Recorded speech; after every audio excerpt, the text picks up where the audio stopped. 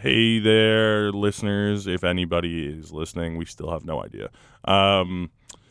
Due to what has recently happened in Paris, as well as all over the world, but especially in Paris at the Eagles of Death Metal concert, the shootings the other day, most people would do a moment of silence, but we feel that is more representative of us to finish what the band started, and we are going to play the song that they were playing when this whole thing happened. So here it is, and we'll be back to talk afterwards.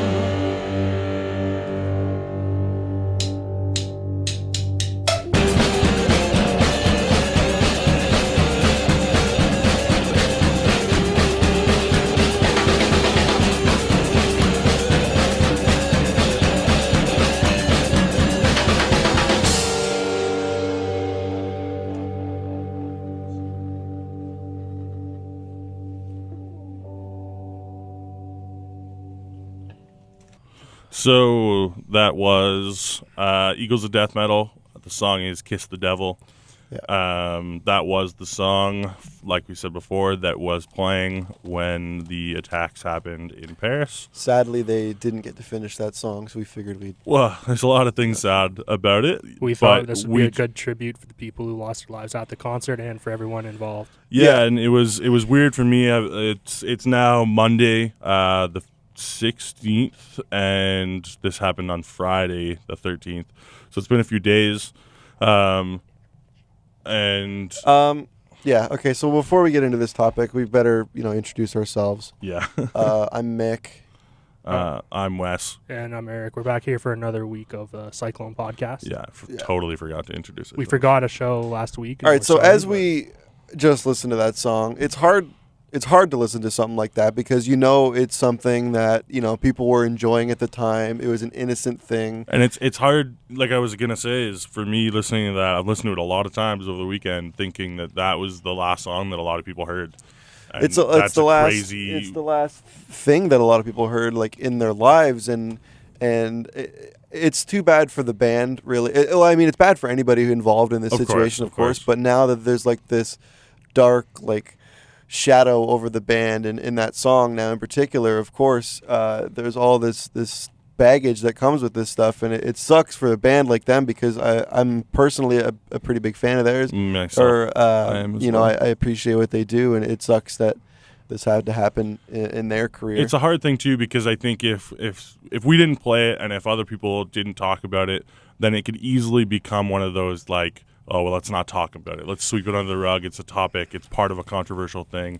Right. I just felt like at this point we had the power to play this and let people hear it if anybody's listening. To kind of to make their sure voices this song needed to be heard. Yeah, to make sure that this song doesn't become part of something people don't want to talk about, because it's still a great piece of music and it's still the band is still great, and obviously in no way were they responsible for what happened. So I just don't want them to be to have all these repercussions afterwards as well, because I'm sure they're going through a lot. I mean, in a perfect world, that night, Friday night, would have been about the music, and that's all it would have ever been about. There wouldn't have been anything else that even happened that night. It would have just been about the music. People would have gone on with their lives, and that would have been it. But and now it's literally an issue with the entire world and covers the whole planet, every nation. So I know everybody knows what happened already, but I feel like let's touch it. And we should maybe briefly go over it in case anybody. Maybe if somebody listens to this, a couple of years from now, they might not understand what we're talking about. So on Friday, what we know right now is there was a attack in Paris, in a few different locations, and one of them was in the Eagles of Death Metal concert in Paris, where I believe was it just 2 gunmen at the concert, or was there more? I believe there was 4 of them.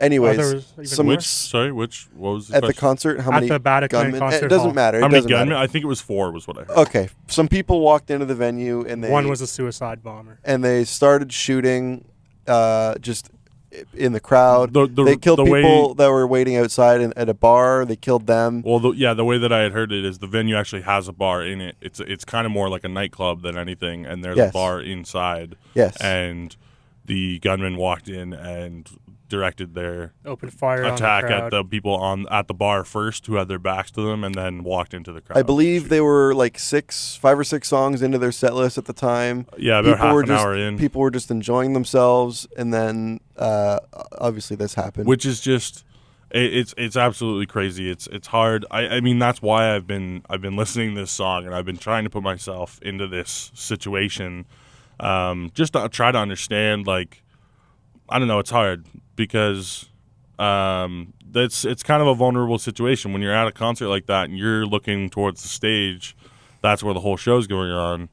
So it's kind of a sketchy thing. It almost takes you out of what's going on when you're at a show and you hear explosions, because you're already in a vulnerable position because you're in a mass group surrounded by people, and you can't move. I've told you guys before that I've had anxiety in the past when I'm in large groups, like at sporting events or concerts, and this, I guess, could be a reason why. This could have been a weird suppressed fear of mine at the time. But yeah, like you said, you can't move. It's dark. It's loud. Like, you can't hear yourself talk. Like, to anybody initially, else. I'm sure like you wouldn't be able to tell that there was gunshots or anything going on, because the music and the crowd, people, you'd hear it, but it wouldn't really register if it was just a single like. I mean, there is video that surfaced online of like people filming the show, and you can hear the gunfire start right in the middle of that song we just played. I wouldn't. It sounded too close to drums for that split second, but when it first happened, it's absolutely terrifying. I can't even begin to imagine what that would have been like, and just like for the people who survived the initial shooting, everyone laying on the ground, there's blood all over, and then having to watch and as each person comes up and executes. Yeah, because they kept hostages, right? It was a hostage situation. Some people were lucky enough to get out and to get out the back or to get out on the roof, I heard. But there were a lot of people that got caught in there and had to just... There was one story that I shared on Facebook here from a survivor of the night. Her name was Isabel Bowdry. I'm not sure much about her. All I know is that she was at the show, and... she wrote on Facebook here, if I could find it. She was at the venue, and she was saying here, cries of grown men who held their girlfriends' dead bodies pierced the small music venue. Futures demolished, families heartbroken in an instant.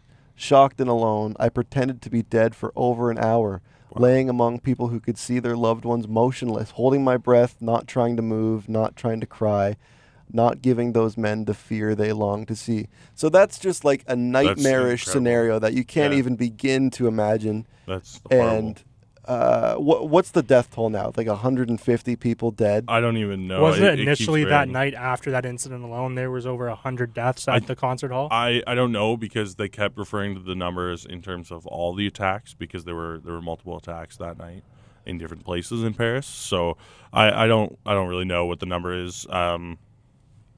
Part of me isn't too interested in knowing what the number is. It's No, that's a hard thing to face. The high number is what they're interested in, the people who did this. It's not what we should be interested in. The thing we should be interested in, which is the one thing we aren't necessarily told, how did this happen? Why did this happen? And how do we stop it from happening again?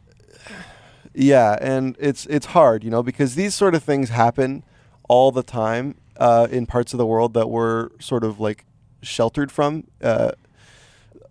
I think just this weekend alone, there was similar attacks in Lebanon and Beirut. There were, and they didn't get their own Facebook profile picture filters. A lot of people they didn't are get commenting a hashtag, on that, and they didn't get a pray for Beirut or a pray for Lebanon. It's hard. Like in situations like this, there's always more things you could be doing, but I don't think that should necessarily take away from those people who are like. I agree that maybe we should be more informed on what's going on in other places in the world as well. But there are other people out there on social media and in the world who hear that people are doing this Pray for Paris hashtag and they're doing the profile picture red, white, and blue. It doesn't make them a bad person because they're not acknowledging the other things. No. Some people just don't know. That's Some people fair. don't.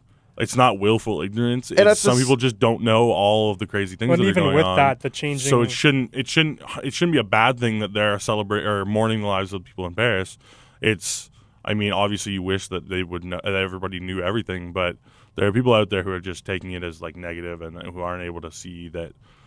People are messed up about this. Like it's okay to be confused. Like a big thing that needs to be addressed too is happen. It's not just this case. Like for example, Coney and all that is people will change their pictures and all that, and like the flag profile picture, people will do that and say pray for this, but what are they really doing to contribute? Like the cities around the world, the CN Tower will be lit up and change colors, but then after that, what is there money donated? At the same time, though, in the same breath, I do believe that the sense of unity you get when you see all of these hashtags and profile pictures, I think something like that does give a positive messages to those who are involved and those who survive. Yeah, but it's not enough. Because they, like, I know people, I don't know them, but I've seen people post that, had their concert ticket stubs and they were there and they experienced this horror and they have the profile pictures and everything because it's a comforting thing for them. It is about unity. It's to know you're not alone and to stand together strong. In a time where you're in a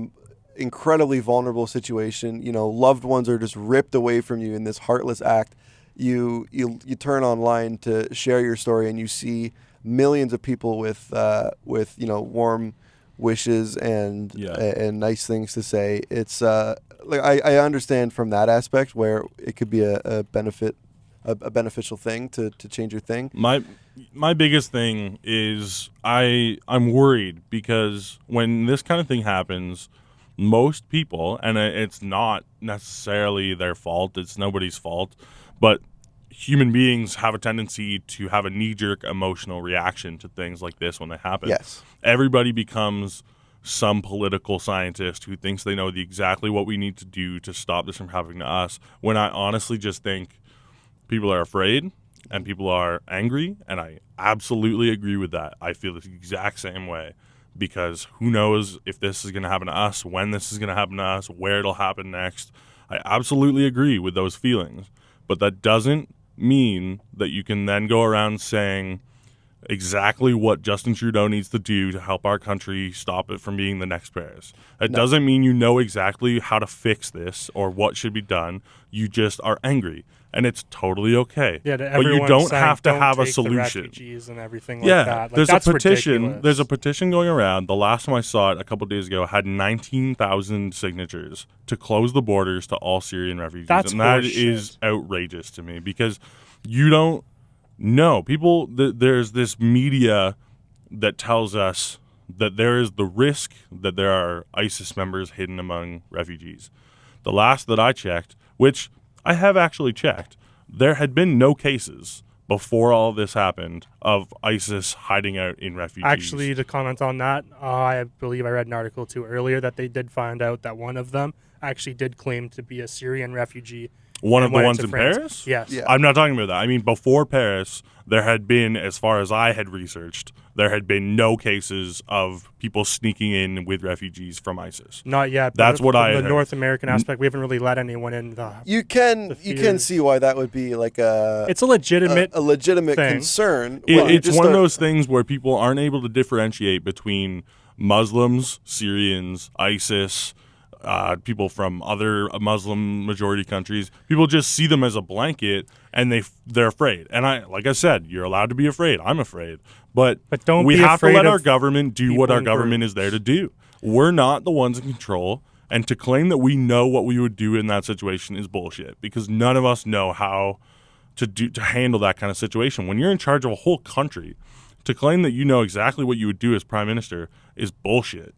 Because it's just a completely different situation than you sitting behind your computer scared. Yeah, and who's to say that whatever information or intel that the government, that Trudeau has at his desk, who's to say that that's the exact same information that you have on your Facebook feed? Absolutely. Like, there's absolutely no way that you have access to all information that's out there. This is a very controversial and ongoing subject right now. There's no way that you would have all the information you would need on either sides of the argument to say. It's constantly developing. Yeah. And you know what it is that I was just thinking about earlier is I think we live in a time where it's not okay to be indifferent anymore. You have to have an opinion. We're always encouraged to have an opinion. Yep. And I think in a lot of cases that's a good thing. But in situations like this, when tragedy strikes and the question on the table is what do we do about it, everybody thinks that they have to have an opinion on that. Because it identifies them. Because, people identify with people think you have to take a side, like ISIS or the military.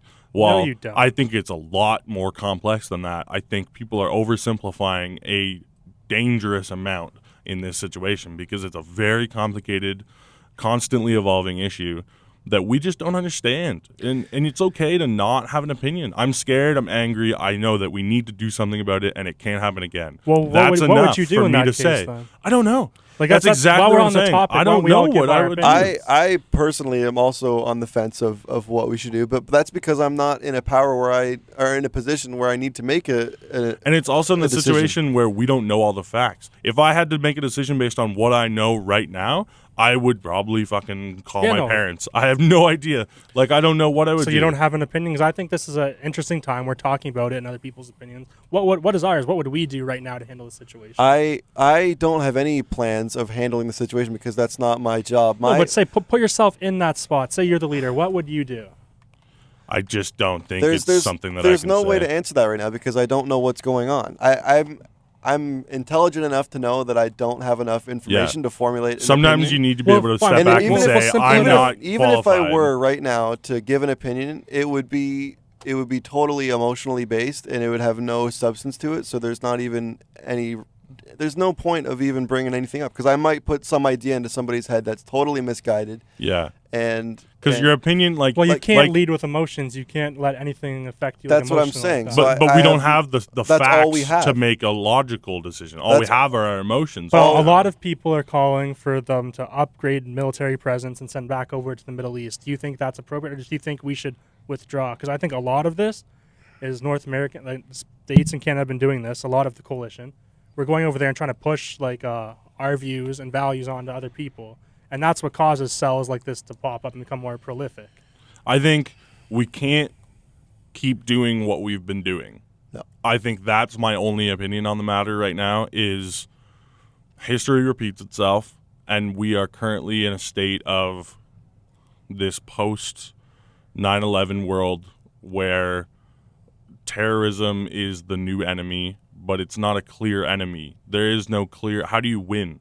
There is no clear end. Well, that's there what is no enemy to give up. Like That's Germany It's can't not secede traditional. like That's World War the II issue did. Like, when you're fighting people that are they're fighting for an idea. They're enforcing an idea, not like land or religion necessarily. Though they claim they're using religion, but when you're splitting the religion of Islam like that, like they're not even like 1% of the religion. This group. No, it's the extremists, and everyone has it. Like Christians have the KKK. Every religion has their extremists. Well, and that group does not represent the people who they are. Like around the world, and even here where we live, people are acting and doing completely irresponsible and irrational things. Completely like unforgivable. Vandalizing in Peterborough, temples. there was a mosque burned, and it's completely unforgivable to react like that just because you're afraid and angry. It's completely unforgivable. And in Waterloo, those people are just as much terrorists as the people who bombed and the people who shot up. Well, that you see, nightclub this is Paris. exactly what they want us to do. They want us, and by they I mean like the extremist groups.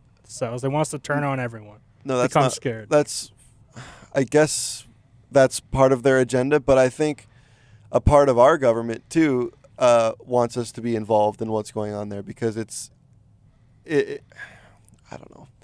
It potentially there's room for profit if we're over there and we're prolonging all of the effects of what's going on over there.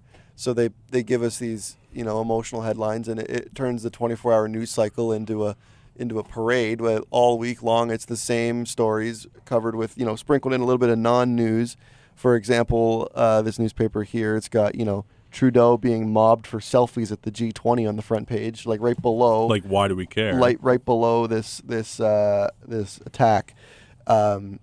It just seems like they're making a huge deal, which it's a massive story. They say it's the biggest attack in French soil since World War II, which I guess in my lifetime it's certainly the biggest I've seen.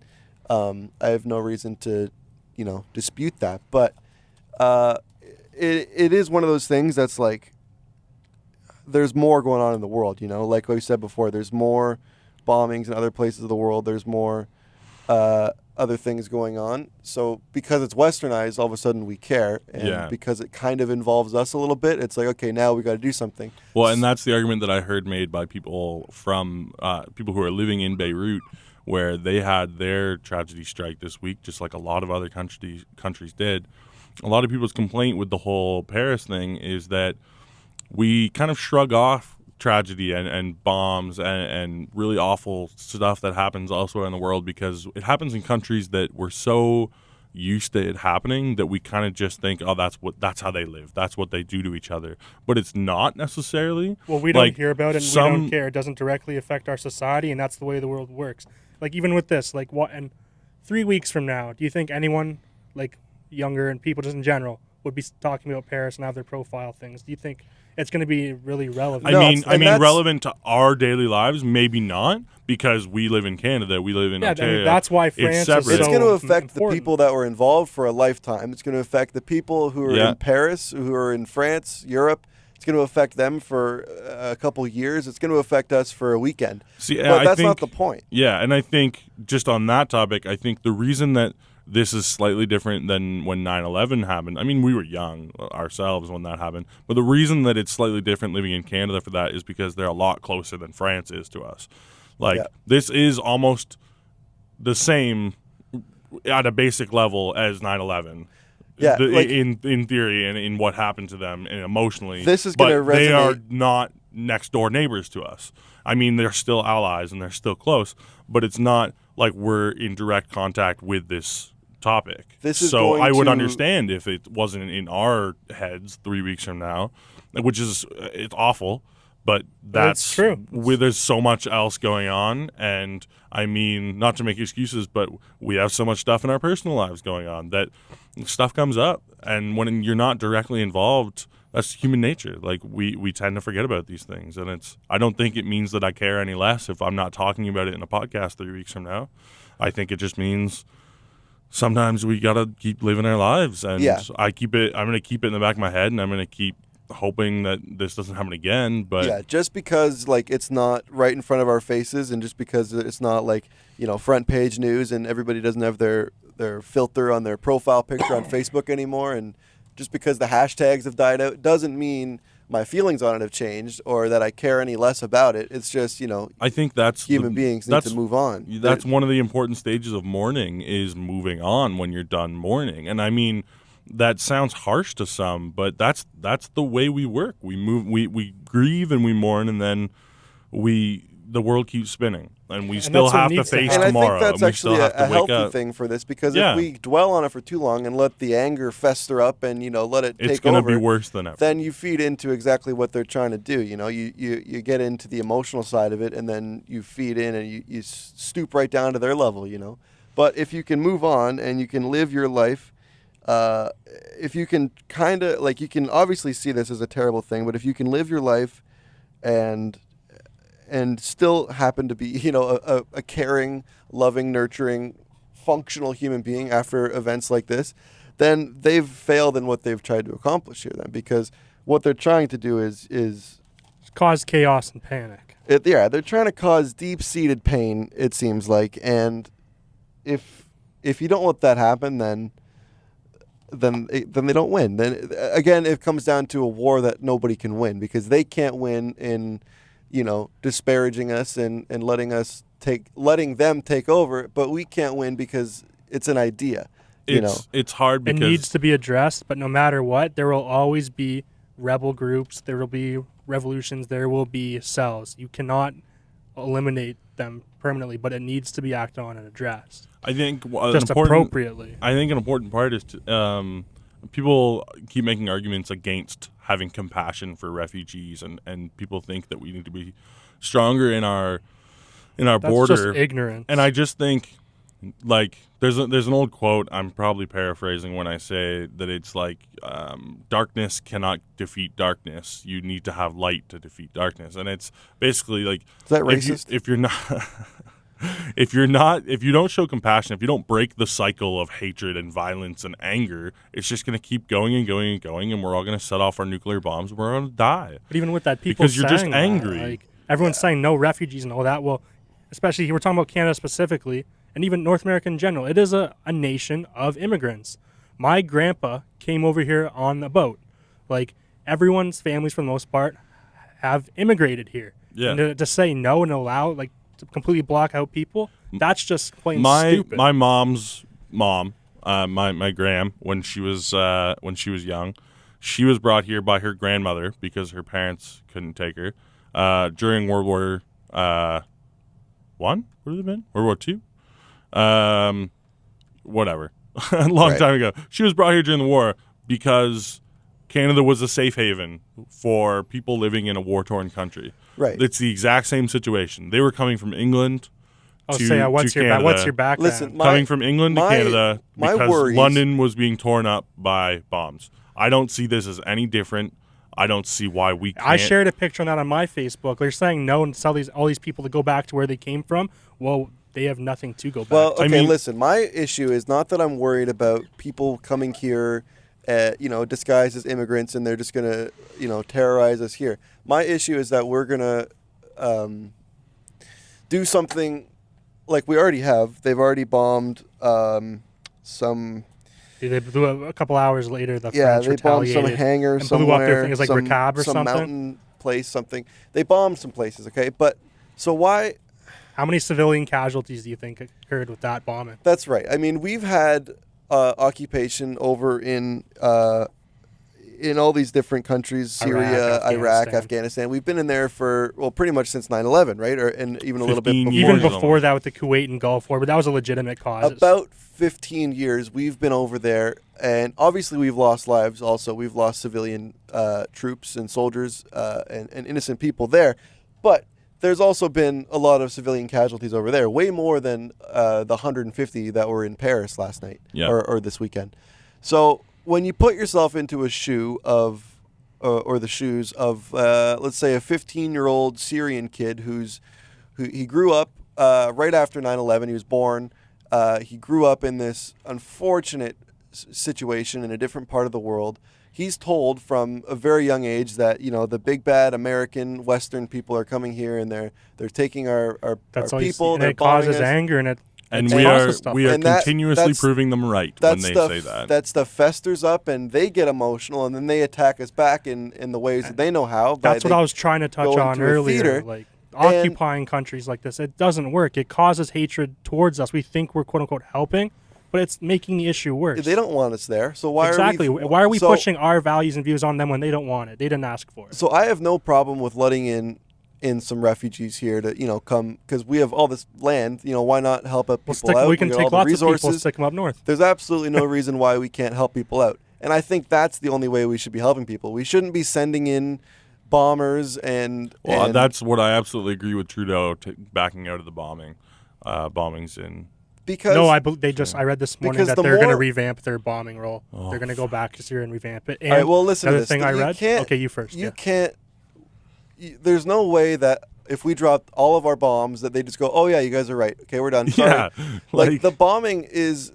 You take out one, group of people there that might have bombed us or something, and then another group will be like, "Hey, because of that, you killed my friend." Some of my friends were just there that you bombed, so I'm going to come and bomb you back. It's never going to end. It's just like when you assassinate Bin Laden. That was the thing. Oh, Bin Laden's dead. Well, guess what? You just killed their leader. Someone else is going to step up, and they're going to be twice as pissed because you killed the rogue leader. At no point does taking out some sort of figurehead over there, does that solve anything? Because there's always somebody else in line. This isn't like the Middle Ages. Now, this is even more different than the last, than Osama bin Laden and all that, because ISIS is spread.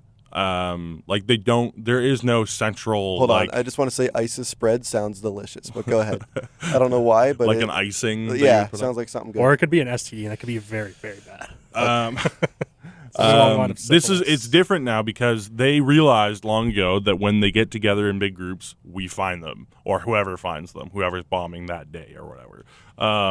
So I guess at some point they started splitting up, and some are in France, like we know, and some are in other countries, and who knows, maybe some are in Canada at this point. We don't know. There probably are, and some will probably pop up because of this, and there could be copycat bombers. You can't eliminate this thing. At the end of the day, it's just one of those things where each of those groups probably has their own leader who's giving his own agenda to it as well, and all these things could pop up. We never know who's directly responsible because it's an idea. Like Mick was saying earlier, they're fighting for what they think is what they're supposed to be doing. And if one person can think it, there's no reason why somebody else can't. So bombing the current people that have that ideology isn't just going to, destroy that idea. It's just going to...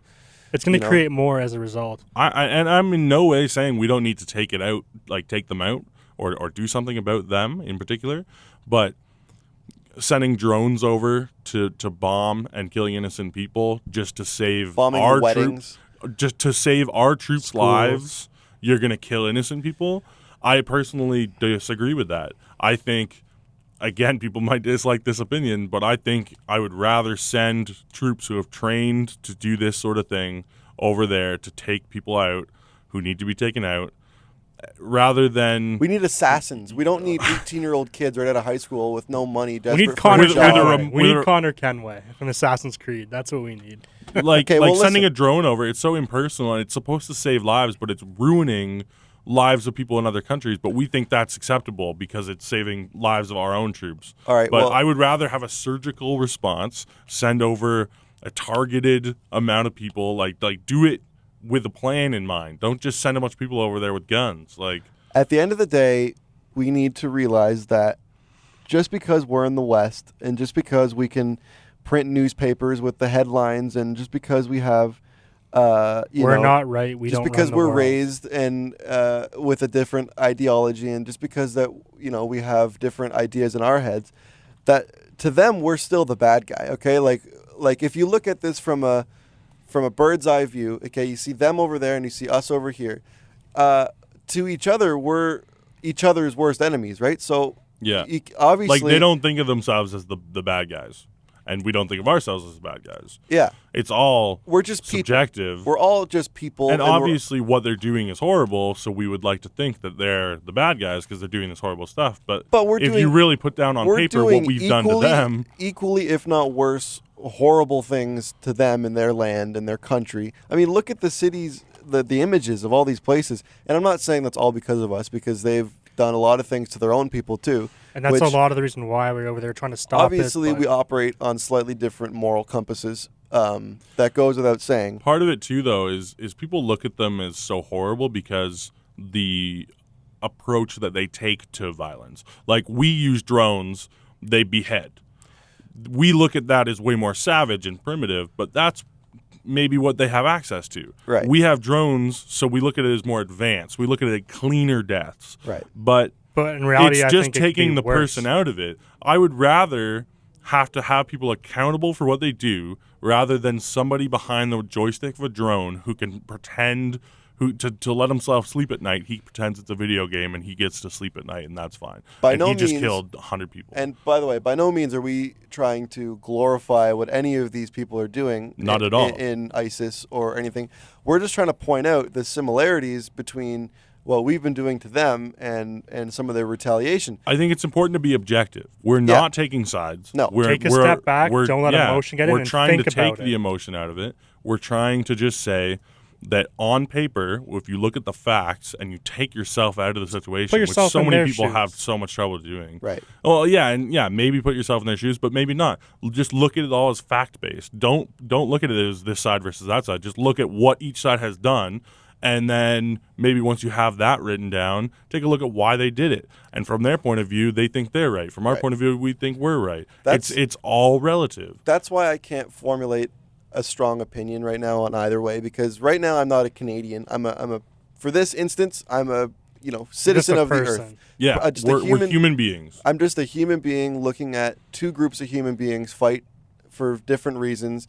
And, it gets hairy when you have money involved and resources and people, civilians, landmarks getting destroyed. It becomes a whole personal thing that these people are fighting for. And because I'm really just the only association I have with this quote unquote war is that I was born in this country. I have nothing to do with anything else that they're fighting for, any of their religious beliefs. I really don't care either way what anybody believes in or how they choose to view the world. All I'm saying for myself, I'm not speaking for anybody else. I'm not trying to push any beliefs on anybody else. It's just that, I am just a person looking at two groups of people fighting. A spectator. Yeah, even though I am Canadian and I love being Canadian, I'm a patriot through and through. I like being here. It's a safe country. I'm not going to say, hey, go over there and bomb everything just because I was born here. Like, that's not my place. Oh, and part of the thing that makes Canada great is it's an accepting nation. That's what we're supposed to be. Yeah. You had something else to say, Mick? Interrupt. After you're done coughing. I just want to take some of the emotion out of it. Obviously, that's hard to do when stories are fresh. Yeah. And they've just happened, and innocent people have lost their lives. Yeah. But people sometimes when you talk this way about something that has so much emotion infused in it, I think a lot of people's reaction to what we might be saying, I'm worried people are going to hear this and immediately assume that we don't care or that we are like pussies because we don't do it. I absolutely care. I care more about this story than any story I've heard this year. I care more about this story than. Well, I have family over in France and Europe and all that. Right. All I'm saying is that people need to look at this objectively. This attack was obviously organized, obviously premeditated. So they had an agenda. So what could their agenda been? The news outlets are saying that it was some sort of religious belief or it was retaliation for something else. Retaliation for France doing things in Syria was a big one. So if what this was retaliation for something else, isn't us bombing more of their bases? It's just a cycle. It's a vicious cycle. It seems counterintuitive to ending it. Putting more fuel in the fire just more reason for them to attack us again? That's exactly what it is. It's fighting fire with fire just creates more fire. That's what I was trying to get simple at. Math. So, that's what we were saying earlier. When we were eating lunch earlier, we were talking about this briefly, and one of the things that we both came up with is that if the only way when somebody that you're fighting against is fighting on behalf of an idea like this, the only way to really ensure that you're never going to have a terrorist attack against you is to kill everybody. Yeah, And the only way you can stop You can't- terrorism 100% of the time, every time, is to kill the other 7 billion people that are on this planet, and you're the only asshole left. And here. even if you take that out, even if you assume that the people we're allied with would never attack us, so then if you're only looking at attacking people that are like ISIS related, right? Well, then, believe it or not, it's too broad. You're looking at wiping out most of the Middle East because you think that risk is there.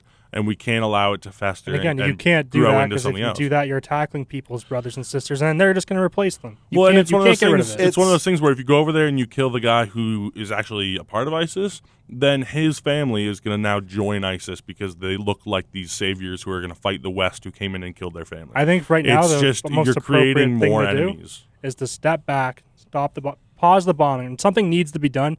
Don't get me wrong, but pull out the troops, stop the bombing runs. Think about it. How can we prevent this again? Right. And how can we take this properly without provoking more attacks? Well, I think we need Terminators. The way I see it, I think we need Terminators. All joking aside, the way I see it is that terrorism is always going to exist. Okay, Yep. You can call it whatever you want, but terrorism of any kind is always going to exist. You can't get rid of This is the instance that it exists in now, with third world countries and religions and whatever. Let's say it was just Canada left, or just Canada and the U.S. We've nuked everything else to the point where nobody else can live anywhere else in the world. It's just us and the U.S. left. Mexico, Europe, Asia, all gone, all fried. Okay, nothing, desolate, just dirt over there, nothing left. 1812 all over again is going to start. Who's to say that we wouldn't start having terrorism within our own borders, within our country? Well, it's happened before. Yeah, look at the FLQ crisis. Yeah. No, even with that, the American Revolution and what caused Canada to form and all that really is small terrorist cells and rebel groups who do things like this and then start a full-scale war. It's happened. It's throughout history. And it will continue to happen. I mean, not our government. The U.S. government has been a part of many conspiracy theories and done things before that's come to light since then.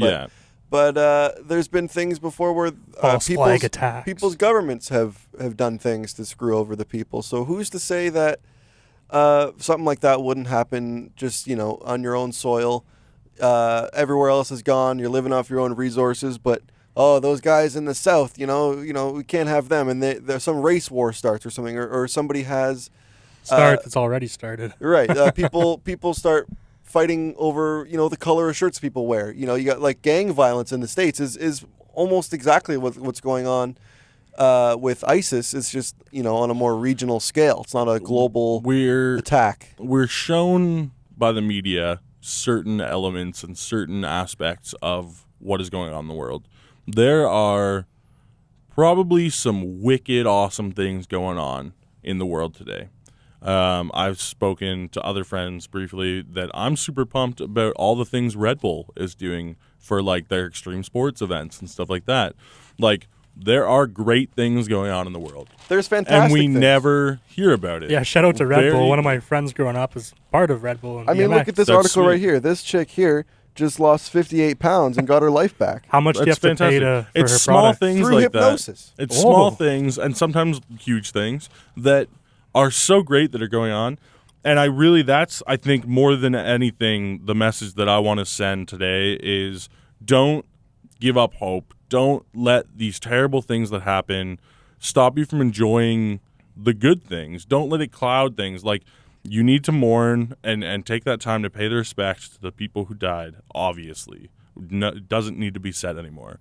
And you need to be a little bit cautious and you need to be informed on who's out there and what they're doing. Don't be ignorant. Yeah. Don't be a prick. There's no need to let your fear and anger turn into I've hatred. seen so many sickening comments on Facebook. I've started just unfriending people. People I went to public school with that I've known all my life, I've started deleting off Facebook. I'm not going to say who it was. Because I'm tired of seeing it. And honestly, a lot of that comes from just sheer ignorance. They don't know what's going on. They don't know how to react. Because the only way they react... their media is showing them certain things, or the media that they look at. A lot of it's comments BuzzFeed. On, articles. Or it's their predetermined view. I know Tumblr. People from different backgrounds. I'm not going to say who they are and what, but I saw a Facebook post. They're very close to me. And they have a background elsewhere. and immediately posted as a thing about a Trojan horse. It said, let us I send saw more that Syrian one. refugees, and it said ISIS on it. I saw that one. I actually got in an argument with a friend. I was going to call someone out over it. Like, I deleted. That's bullshit. I had a friend that posted that. I deleted them from Facebook because I couldn't take that anymore. Like I'm at the point where some of my best friends I need to unfollow on Facebook at the very least because I'm tired of seeing it. When tragedy happens, the bigots and ignorant people come out, and that's what they want. Like, look at previous. We'll talk in politics, but our previous regime, they started that fear since 9/11. All of our governments have started that fear of the Middle East, fear of the turban, fear of the brown people. They're the ones who are coming here. It's just ignorant. All the small styles, like people like we talked about earlier, attacking the mosques and temples and all that. That's bullshit. You're turning yourself into a terrorism when you do that thing. That's like people attacking us because killing all white people just strictly because the KKK. All right. Well, you have to consider that is the job of the media outlets. That is the job of the 24-hour news cycle. Well, that's how they make their livelihood is off selling. They make their money off selling emotional, connecting human stories that give you an emotional knee-jerk reaction to. Just unfortunately, that's violent crap. It's unfortunate that people base their, world policy and their views and ideologies based off all of they see on the news, because everything you see on the news is the most synthesized, emotional, catered, handcrafted part of the story that they can sell, and then they can keep repeating on CNN on a loop for 24 hours a day, 7 days a week until something else big happens. But when you rely on things only like that, you don't get the full scope of what's going on. You don't see the other side of the story. I know some news outlets like the BBC is a little bit better at it than some of the American, like Fox News. CBC did a great job. The BBC, and you have to go like almost third party to get the true story, because where we are now, we will get the Western point of view. It'll still be biased in a way. It's not the full story. It's our side. Even if it's not history gets written by the victors. Even if they're trying to be diplomatic and they're not trying to be biased in one way or another, there will always be one. It's still going to be there because we are still a Western, civilization, and we have our ideologies and our point of views that we were sort of born and raised with. So it's hard to get the full scope of what's going on here, but you have to realize that the media's job is to get an emotional response out of you, even if it's not what they believe. That Trojan horse picture could have been made by somebody who doesn't believe that. They just need the paycheck because they need their the job views. To get that reaction. They need the ad revenue, the clicks. They need the shares. And they support people. They support their family and their children with things like that. Like, that's their job. Like, that's okay. That's why these issues are so much more complicated than you have to take everything with a grain of salt. You can't fully believe everything. You have to look at everything and then come to your own conclusion. The saddest thing about this to me is that people aren't taking the time to synthesize what's going on. It's just everything's bombs go. And I feel like on some level, people are using the attacks and the loss of lives in Paris and in other countries as an excuse to be angry. And on some level, I get angry about it myself, because it's like you're now equating human life with how we get to react with it. It's those people died. Those people were at a concert enjoying it. I saw one post about a guy who was there with his son, his 20-something-year-old son. That could have been us if that concert was in Canada. If that was in our neighborhood, Mick, we probably would have been there. We're both fans of the band. I'm telling you, if that concert happened in the Greater Toronto area, I most definitely would have been at that show. Exactly, I'm a fan of the band. It's something that you need to put in perspective, and I don't think. I know you're angry, but I don't think that people should be allowed to use this as just an excuse to the way 9/11. A lot of people feel that was the catalyst for invading Afghanistan and then Iraq, and that a lot of people feel that they already had that plan. They just needed the reason, so they used 9/11. I believe that's for the oil. And I think that's bullshit to use this in that same way. I think we need to respect the people and the circumstances of their deaths. And if you want to be angry, but keep it separate. As much as I'd like to trust everything the government tells us and believe everything they tell you, there's too much evidence out there that supports. Everyone has their own agenda. Things that and at the end of the day, they're still human beings, So, if the government 50 years from now or 50 years ago, the ones that the JFK assassination, and there's all kinds of like false flag stuff going on. Who's to say that the group of people that we have in power now are any different than the people that we had then? I mean, they're still human beings with agendas, and they want to profit. They want to do the best for their families that they can. So if going to a war and, manufacturing more bullets and bombs and planes is what we have to do to make that money for these people, and they're in the power to do it, I don't see why they wouldn't try to make that happen. And it will continue to happen. I've worked in a factory where they had military contracts for fighter jets, and war is good business. It creates jobs. It's a trillion-dollar industry, I'm sure. So whenever there's money involved, there's no such thing as a free, thing like this. Like things happen for money. It's like it's hard to tell where people's intentions really are.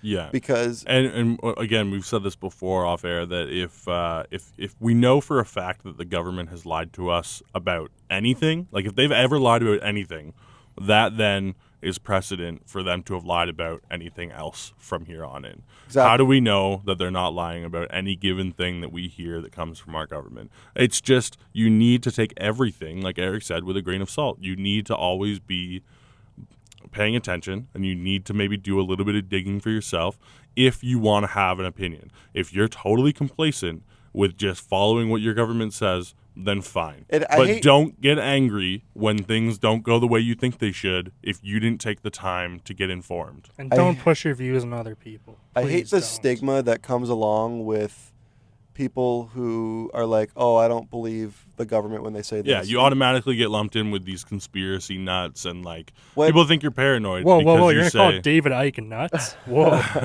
I think one of the most sane and healthy things you can do as a person is question. Is question it's absolutely everything. It's the scientific method. You question everything and make sure that it is completely... nothing is certain until proven that way. And there's very few things in this universe that we know for certain. Yeah. Those are unchanging laws of the universe. And people have this opinion that if you question anything, it's because you I don't know, man.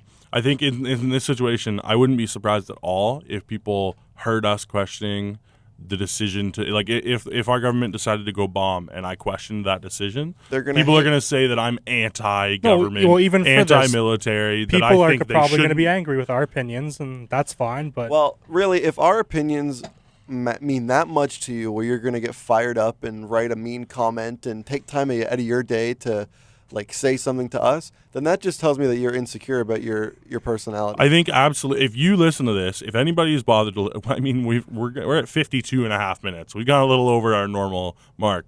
Either way, we said what we feel we needed to say. But if you listen to this and you feel like you need to comment, please listen to the entire thing. Please listen to everything we had to say. Happen.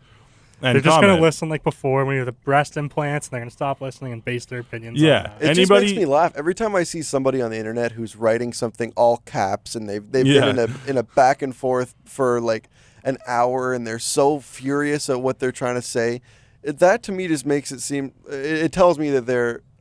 you lose credibility. It's like when you curse someone and attack someone personally in a debate. You lose credibility. No one's going to take your side. Yeah, it tells me it just tells me that they're insecure about what they're believing, and they have some sort of shadow of a doubt. So they're just angrily trying to force, no, I'm right, you're wrong. It's just I don't know. It's all very childish to me. It's like adults doing childish things on their spare time, and it saddens me a little bit. But all we're trying to say is, keep an open mind. Be objective. Keep an open mind. Just because the government says something, or your mom, your dad tell you something, doesn't necessarily mean it's set in stone fact. They had to hear it from somebody. The person who said it in the first place had an agenda.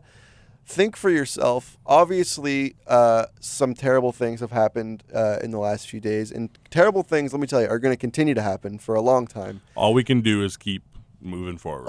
You need to pay respect to the innocent people that died, both on Western soil and in other parts of the world. Hope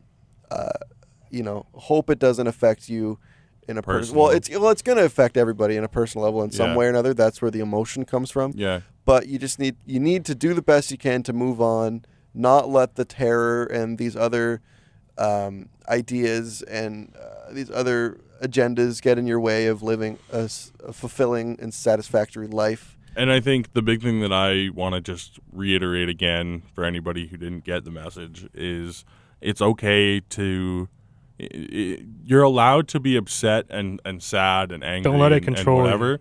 But that's a human response. You're allowed to be sad. But no, I was going to say you're allowed to have all those emotions and not have a potential solution that our government should use. Like, everybody seems to think that if you want to be sad or if you want to be scared or angry, then you must have a plan that you would do if you were prime minister. I think it's okay to not know. You're allowed, as an average Joe walking around who's scared, that's fine. You don't have to have this identity as like what you would do.